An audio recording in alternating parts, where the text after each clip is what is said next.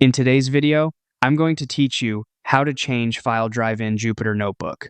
If Jupyter keeps opening somewhere you don't want, the simplest way to point it to a different drive or folder is to launch it directly from that location. I'll walk you through it step by step so it's clear and repeatable. First, open File Explorer in Windows and create a new folder on the drive where you want Jupyter to start. For example, you might make a Projects or Notebooks folder on another drive. This doesn't move any existing work, it just gives you a clean place for Jupyter to open and save by default. You can always copy or move notebooks later if you need to. With that folder open, click once on the address bar at the top of File Explorer. You'll see the full path highlight.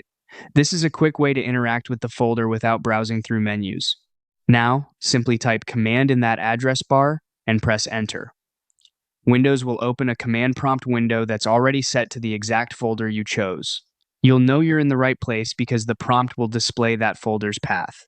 Inside that command prompt, type Jupyter Notebook and press Enter. Give it a moment.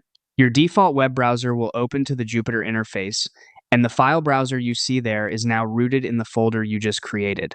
From here on, anything you create, open, or upload will be in that location, effectively making it your new file drive for this session. That's all there is to it.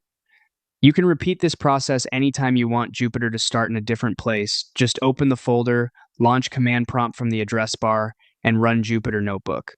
If the browser doesn't open, check that Jupyter is installed and available on your system. When you're done working, remember to shut down the Jupyter server from the Browser tab or close the command prompt window to free resources.